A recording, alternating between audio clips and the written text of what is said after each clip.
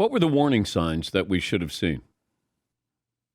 Yeah, that's a great question. That's into episodes 3 and 4. Well, I'll go back to Stanford. So his first start as a quarterback, David Shaw is his offensive coordinator. In his first play, he scrambles out of the pocket. Instead of ducking out of bounds like a lot of quarterbacks, he drives his throwing shoulder into the safety, gets 2 yards, and he runs off the field. And Shaw is livid. And Luck says, I know, but I just had to do it. I just had to get one hit in, coach.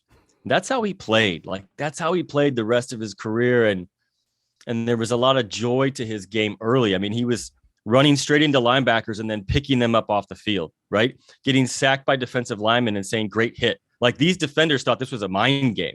Like, he was just different. But that beating, that physical punishment he took, and the fact that the Colts never got him a good offensive line, the signs were there. I remember so many hits he would take. The press box would just gasp.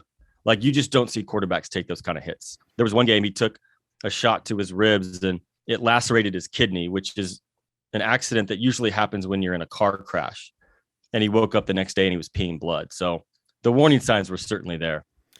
Yeah, I look at it, and I don't know if he's ever pointed fingers here, whether, and you can't say this if he said it privately off the record, but, the snowboarding accident, the way he played, yes, they didn't protect him. And I used to rail on the Colts. It was like, you got to protect him, but he wasn't protecting himself.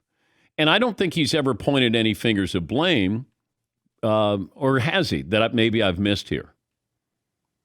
Yeah, no, that's a big part of this. Like, no, they didn't protect him, but he played like a linebacker.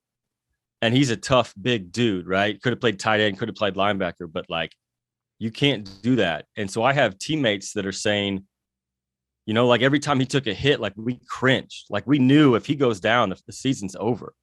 And there's a really revealing moment in the podcast where I asked David Shaw, and he's really close to Luck to this day, one of the few people that's really inside that circle. And I said, did the Colts protect Andrew Luck the right way? Did they build around him the right way? And Shaw says, and he's a coach for 20 years, he says, that's the most loaded question I've ever been asked in my life.